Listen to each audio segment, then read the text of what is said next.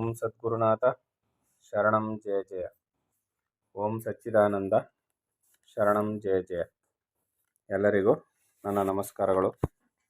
ಜ್ಞಾನೇಶ್ವರಿ ಗೀತಾಮೃತ. ಶ್ರೀಕೃಷ್ಣ ಪರಮಾತ್ಮನು ಅರ್ಜುನನಿಗೆ ಜ್ಞಾನೋಪದೇಶವನ್ನು ಮಾಡ್ತಾ ಇದ್ದ. ಅದರಲ್ಲಿ ಜ್ಞಾನಮೂರ್ತಿ ಯಾರು ಅಂತ ಕೇಳಿದ್ರೆ,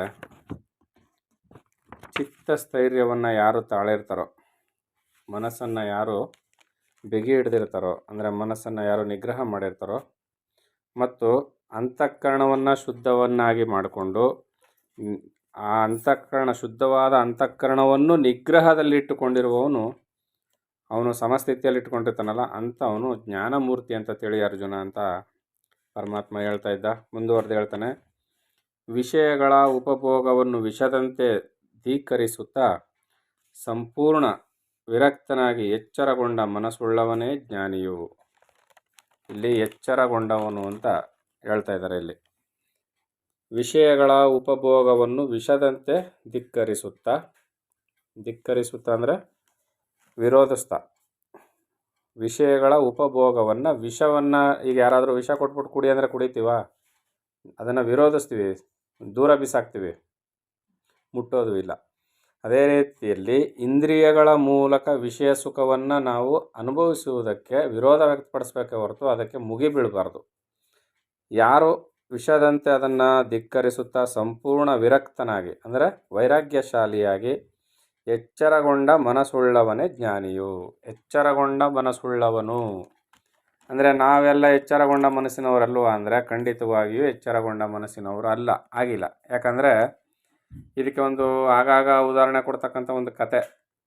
ಬುದ್ಧನು ಒಂದು ಸಲ ರಸ್ತೆಯಲ್ಲಿ ನಡ್ಕೊಂಡು ಹೋಗ್ತಾ ಇರ್ಬೇಕಾದ್ರೆ ಈ ದನ ಕರು ಮೇಯಿಸುವಂಥ ಒಂದು ಹುಡುಗ ಕೇಳ್ತಾನಂತೆ, ಸ್ವಾಮಿ ನಿಮ್ಮನ್ನೆಲ್ಲ ಬುದ್ಧ ಅಂತಾರೆ, ಹಿಂದೆ ರಾಜನ ಮಗ ಆಗಿದ್ದ ಅಂತ ಹೇಳ್ತಾರೆ, ಮತ್ತು ಜ್ಞಾನಿ ಅಂತಾರೆ, ಈಗ ನಾನಾ ಹೆಸರುಗಳಿಂದ ಸನ್ಯಾಸಿ ಅಂತ ಕರೀತಾರೆ, ನೀವು ಯಾರು, ನಿಜವಾಗಿ ನಿಮ್ಮನ್ನು ಏನಂತ ಕರೀಬೇಕು ಅಂತ ಹುಡುಗ ಕೇಳ್ತಾನೆ.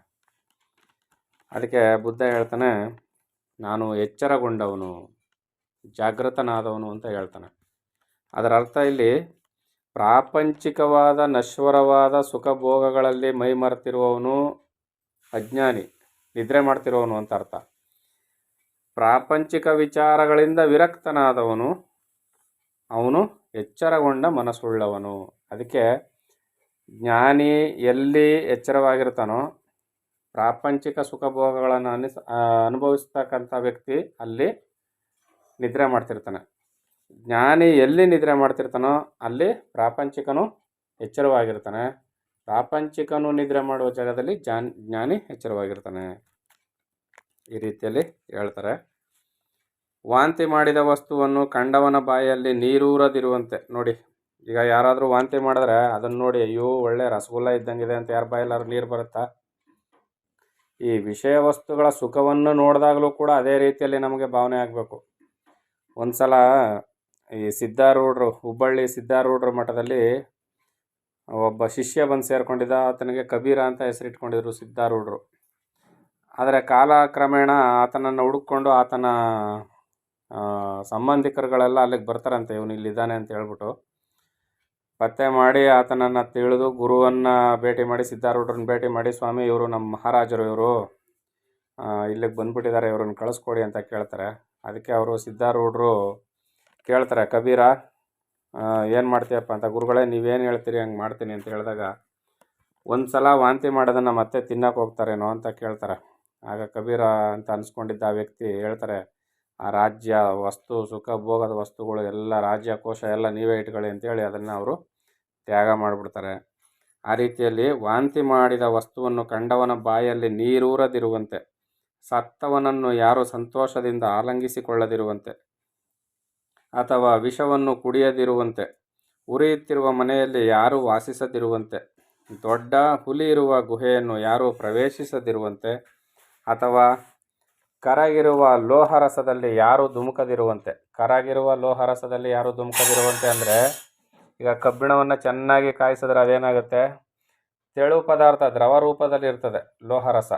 ಅದರೊಳಗೆ ಮುಳುಗಿದ್ರೆ ಏನಾಗ್ತೀವಿ, ನಾವು ಕೂಡ ಕರಗಿ ಹೋಗ್ತೀವಿ. ಆ ರೀತಿಯಲ್ಲಿ, ಅಥವಾ ಬೆಟ್ಟದ ಹಾವನ್ನು ತಲೆದಿಂಬು ಮಾಡಿಕೊಂಡು ಯಾರೂ ನಿದ್ರಿಸದಿರುವಂತೆ ಬಾಯಿಂದ ಹೇಳುವುದಕ್ಕೂ ಸಾಧ್ಯವಾಗದಂತಹ ವಿಷಯೇಂದ್ರಿಯಗಳ ಸಂಯೋಗವನ್ನು ಯಾವನು ತಾನೇ ಮಾಡುವನು. ಆದರೆ ನಮಗೆ ಇದಿಷ್ಟು ಉದಾಹರಣೆಗಳು ಕೊಟ್ಟರೂ ಕೂಡ ಬಾಯಿಂದ ಹೇಳುವುದಕ್ಕೂ ಸಾಧ್ಯವಾಗದಂತಹ ವಿಷಯೇಂದ್ರಿಯಗಳ ಸಂಯೋಗವನ್ನು ಯಾರು ತಾನೇ ಮಾಡುವರು ಅಂತ ಹೇಳ್ತಾ ಇದ್ದಾರೆ. ಆದರೆ ನಮಗೆ ಇಷ್ಟು ಕಠಿಣವಾದದ್ದು, ಇಷ್ಟು ವಿಷಕಾರಿಯಾದದ್ದು, ಇಷ್ಟೊಂದು ದುಃಖಪ್ರದವಾದದ್ದು ವಿಷಯ ಭೋಗಗಳು ಅಂತ ನಮ್ಗೆ ಅನಿಸೋದೇ ಇಲ್ಲ. ಅನ್ನಿಸಿದ್ರೂ ಕೂಡ ಕ್ಷಣ ಮಾತ್ರ ಅಷ್ಟೇ. ಅದಕ್ಕೆ ಸ್ಮಶಾನ ವೈರಾಗ್ಯ ಅಂತ ಕರೀತಾರೆ. ಹೊಟ್ಟೆ ತುಂಬ ಊಟ ಮಾಡ್ತೀವಿ, ಇನ್ನೊಂದು ಸ್ವಲ್ಪ ಜಾಸ್ತಿ ತಿಂದಾಗ ಅಯ್ಯೋ ಯಾರಿಗೆ ಬೇಕು ಸಾಕು ಅನ್ನಿಸ್ತದೆ, ಮತ್ತೊಂದು 2-3 ಗಂಟೆ ಟೈಮ್ ಕಳೆದ್ರೆ ಮತ್ತೆ ಅದನ್ನೇ ಬಯಸ್ತದೆ. ಇದಕ್ಕೆ ಸ್ಮಶಾನ ವೈರಾಗ್ಯ ಅಂತಾರೆ. ಯಾಕೆ ಸ್ಮಶಾನಕ್ಕೆ ಹೋದಾಗ ಎಲ್ಲರೂ ಅಯ್ಯೋ ನಮ್ಮ ಬದುಕು ಇಷ್ಟೇ, ನಮ್ಮ ಬಾಳು ಇಷ್ಟೇ, ಎಲ್ಲರಿಗೂ ಇಷ್ಟೇ ಅಂತಾರೆ. ಸ್ಮಶಾನ ಬಿಟ್ಟು ಹೊರಗೆ ಬರ್ತಾ ಇದ್ದಂಗೆ ಪ್ರಾಪಂಚಿಕ ವ್ಯವಹಾರದಲ್ಲಿ ಮುಳುಗೋಗ್ಬಿಡ್ತಾರೆ. ಈ ರೀತಿಯಲ್ಲಿ ನಾವು ಯೋಚನೆ ಮಾಡ್ತೀವಿ. ಆದರೆ ತಿಳಿದಂಥ ಜ್ಞಾನಿ ವಿಷಯೇಂದ್ರಿಯಗಳ ಸುಖ ಭೋಗವನ್ನು ಬಯಸೋದಿಲ್ಲ. ಯಾವನು ಸದಾ ವಿಷಯಗಳಲ್ಲಿ ಉದಾಸೀನ ಮಾಡೋದು, ಯಾರಿಗೆ ಬೇಕದು ಅಂತ ವಿಷಯ ವಸ್ತುಗಳ ಸುಖವನ್ನು ಉದಾಸೀನ ಮಾಡೋದು, ವಿಷಯ ಸೇವನೆ ಎಂದರೆ ಅತ್ಯಂತ ವ್ಯಾಕುಲಗೊಂಡವನಾಗಿ ಇರುವನೋ, ಯಾವನು ಶಮದಮಾದಿಗಳೆಂದರೆ ಅತ್ಯಂತ ಉತ್ಸಾಹಿಯಾಗಿ ಯಾವಾಗಲೂ ತಪೋನಿಷ್ಠೆಯಲ್ಲಿ ತತ್ಪರನಾಗಿರುವನೋ, ಯಾವನು ಮನುಷ್ಯರು ವಾಸಿಸುವ ಸ್ಥಳವೆಂದರೆ ದುಃಖಮಯವೆಂದು ತ್ಯಜಿಸಿ ನಿರಂತರವೂ ಯೋಗಾಭ್ಯಾಸವನ್ನೇ ಮಾಡುವ ಇಚ್ಛೆಯಿಂದ ನಿರ್ಜನ ಪ್ರದೇಶಕ್ಕೆ ಓಡುವನೋ, ಜನರೊಡನೆ ವಾಸಿಸುವುದೆಂದರೆ ಮುಳ್ಳಿನ ಹಾಸಿಗೆ ಮೇಲೆ ಮಲಗಿದಂತೆ ತಾಪಗೊಳ್ಳುತ್ತಾ ಏಕಾಂತ ಪ್ರದೇಶಕ್ಕೆ ತೆರಳುವನೋ, ವಿಷಯ ಭೋಗ ವಿಲಾಸಗಳೆಲ್ಲವನ್ನೂ ಕೆಸರಿನಲ್ಲಿ ಹೊರಳಾಡಿದಂತೆಂದು ಯಾವನು ತಿಳಿದು ವಿಸರ್ಜಿಸುವನೋ, ಯಾವನು ಸ್ವರ್ಗ ಸುಖದ ಮಾತನ್ನು ಕೇಳುತ್ತಲೇ ಕೊಳೆತು ಹೋದ ನಾಯಿಯ ಮಾಂಸದಂತೆ ತಿಳಿದು ಅಸಹ್ಯದಿಂದ ಧಿಕ್ಕರಿಸುವನೋ, ಈ ರೀತಿ ವಿಷಯಗಳಲ್ಲಿ ವಿರಾಗವುಳ್ಳವನೇ ಆತ್ಮಪ್ರಾಪ್ತಿಯನ್ನು ಪಡೆದು ಬ್ರಹ್ಮಾನಂದವನ್ನು ಅನುಭವಿಸತಕ್ಕವನು. ಈ ಪ್ರಕಾರ ಇಹಪರ ಲೋಕಗಳ ಸುಖಭೋಗಗಳಲ್ಲಿ ಸಂಪೂರ್ಣ ವಿರಾಗ ಪಡೆದ ಅವನಲ್ಲಿ ಮಾತ್ರವೇ ವಿಪುಲವಾದ ಜ್ಞಾನವು ನೆಲೆಸಿರುವುದೆಂದು ತಿಳಿ. ಯಾರಲ್ಲಿ ತುಂಬಿರ್ತದೆ ಈಗ ವಿಪುಲವಾದ ಜ್ಞಾನ? ಈ ರೀತಿಯಲ್ಲಿ ಯಾರು ಸಾಧನೆಯನ್ನು ಮಾಡಿರ್ತಾರೋ ಆ ವ್ಯಕ್ತಿಯಲ್ಲಿ ವಿಪುಲವಾದ ಜ್ಞಾನ ತುಂಬಿರ್ತದೆ ಅಂತ ತಿಳಿ ಅರ್ಜುನ. ಇಲ್ಲಿ ವೈರಾಗ್ಯ ಬಹಳ ಮುಖ್ಯ. ಪ್ರಾಪಂಚಿಕ ಸುಖ ಭೋಗಗಳ ಮೇಲೆ ನಮಗೆ ವೈರಾಗ್ಯ ಬರಲಿಲ್ಲ ಅಂದರೆ ಜ್ಞಾನ ಸಂಪಾದನೆ ಆಗೋದೇ ಇಲ್ಲ. ವೈರಾಗ್ಯ ಬರಬೇಕು ಅಂದರೆ ನಾವು ಸಾಧನೆಯನ್ನು ಮಾಡಬೇಕು.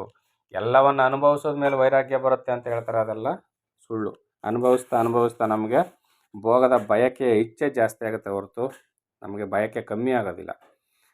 ಆ ಭೋಗದ ಸಂಪರ್ಕವನ್ನು ಕಡಿದುಕೊಂಡಾಗ ದಿನ ಕಳೆದಂತೆ ಭೋಗದ ಇಚ್ಛೆ ಕಡಿಮೆ ಆಗುತ್ತೆ. ಇದೇ ನಿಜ ಹೊರತು ಭೋಗಿಸಿ ಜಾಸ್ತಿ ಭೋಗಿಸೋಷ್ಟು ಭೋಗದ ಇಚ್ಛೆ ಕಮ್ಮಿ ಆಗೋದೇ ಇಲ್ಲ. ಇಂದ್ರಿಯಗಳ ಬಲ ಕಮ್ಮಿ ಆಗೋದ್ರೂ ಮನಸ್ಸಿನ ಇಚ್ಛೆ ಪ್ರಬಲವಾಗಿಯೇ ಇರ್ತದೆ. ವಿಷಯ ವಸ್ತುಗಳನ್ನು ಸುಖವನ್ನು ಅನುಭವಿಸಿದರೂ ಶರೀರಕ್ಕೆ ಜೀರ್ಣಿಸ್ಕೊಳ್ಳುವ ಶಕ್ತಿ ಇಲ್ಲದಿದ್ರೂ ಮನಸ್ಸಿನ ಇಚ್ಛೆ ತೀವ್ರವಾಗಿರ್ತದೆ. ಮಾಡಬೇಕಾಗಿರೋ ಉಪಾಯ ಏನಂದರೆ ಆ ಭೋಗದ ಸಂಪರ್ಕವನ್ನೇ ಕಡಿದುಕೊಳ್ಬೇಕು. ವಿಷಯ ವಸ್ತುಗಳಿಂದ ಸಂಪರ್ಕವನ್ನೇ ಕಡಿದುಕೊಂಡು ಬಿಟ್ಟಾಗ ದಿನ ಕಳೆದಂತೆ ಏನಾಗುತ್ತೆ, ಅವುಗಳು ನಮಗೆ ಬೇಡವಾಗುತ್ತಾ ಬರುತ್ತೆ. ಹಳ್ಳಿ ಕಡೆ ಹೇಳ್ತಾರೆ ನೋಡಿ, ಹೋಗಿ ಬರದೆ ನೆಂಟಸ್ತನ ಕೆಡ್ತು, ಬಳಸ್ದೆ ಬಾವಿ ನೀರು ಕೆಡ್ತು ಅಂತ. ಹಂಗೆ ನಾವು ಬಳಸ್ತಾನೆ ಇದ್ದರೆ ಬಾವಿ ನೀರು ತಾನಾಗೆ ಕೆಟ್ಟೋಗುತ್ತೆ. ದಿನ ಬಳಸ್ತಾ ಇದ್ದರೆ ಶುದ್ಧವಾಗಿರ್ತದೆ.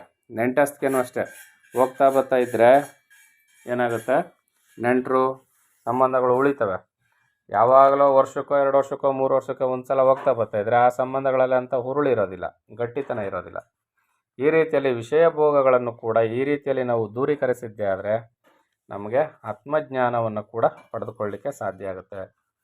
ಇನ್ನು ಮುಂದೆ ಏನು ಹೇಳ್ತಾನೆ ಅಂತ ಮುಂದಿನ ವಿಚಾರವನ್ನು ನೋಡೋಣ. ಎಲ್ಲರಿಗೂ ಒಳ್ಳೆಯದಾಗಲಿ.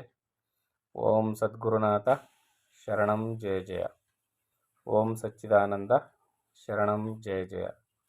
ಹರಿ ಓಂ ತತ್ಸತ್. ಹರಿ ಓಂ ತತ್ಸತ್. ಹರಿ ಓಂ ತತ್ಸತ್.